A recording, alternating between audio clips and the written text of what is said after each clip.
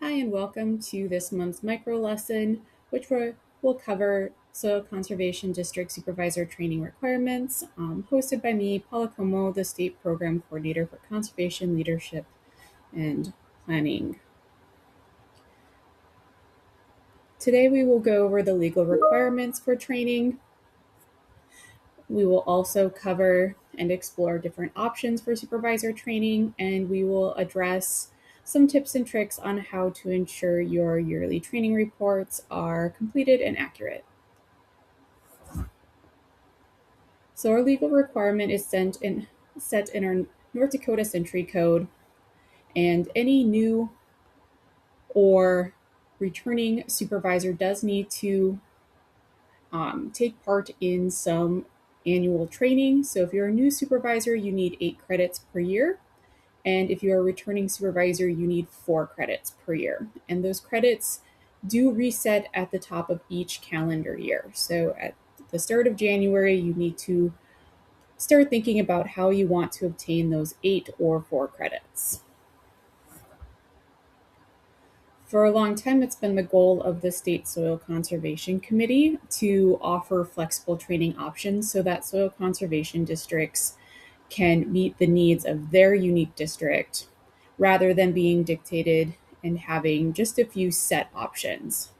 And so, in order to ensure flexibility, we have both online and in person trainings.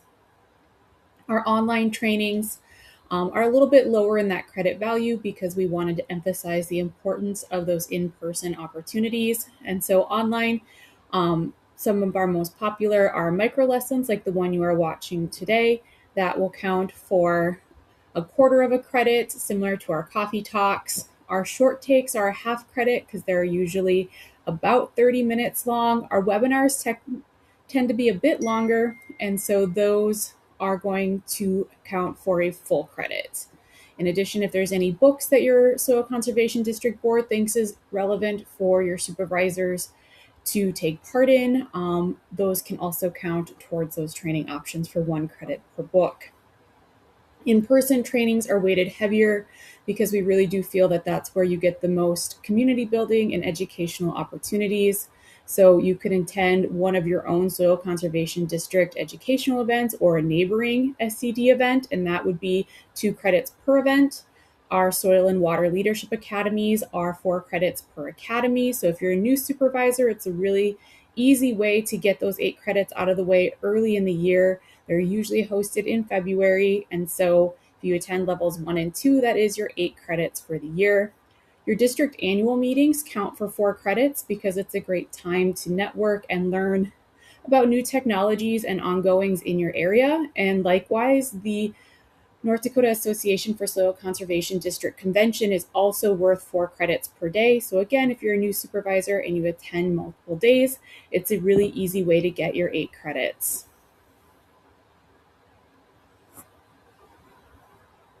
We understand that sometimes those soil conservation district trainings are not always possible with our schedules or just in their own timing.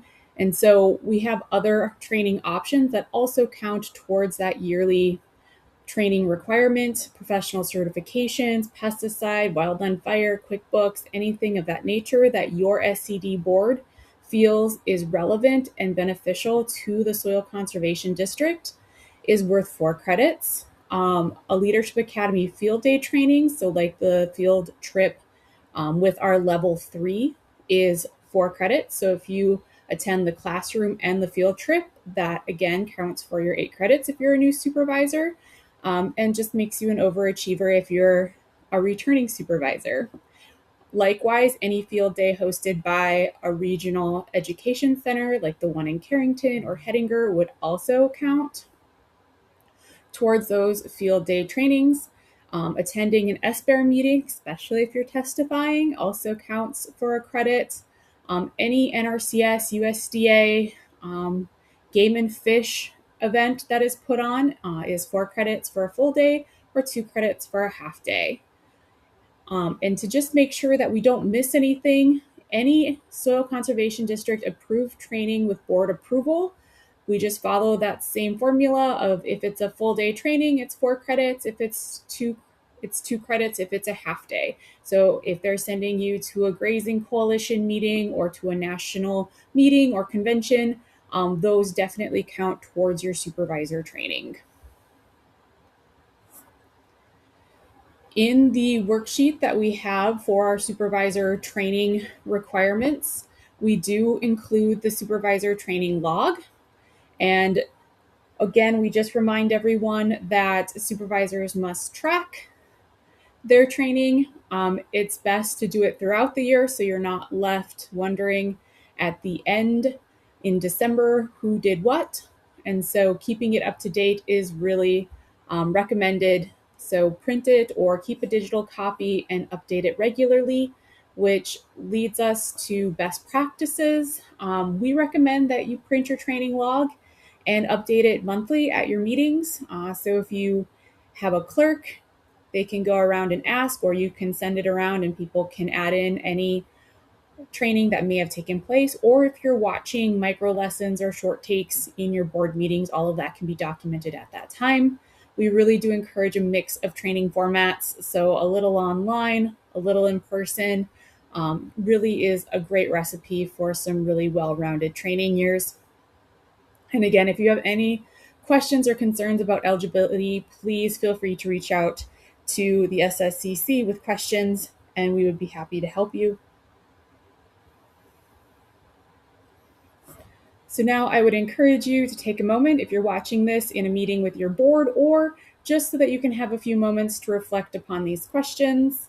Question 1, how can supervisors balance time commitments with the need to earn required credits while still choosing training that is meaningful and impactful?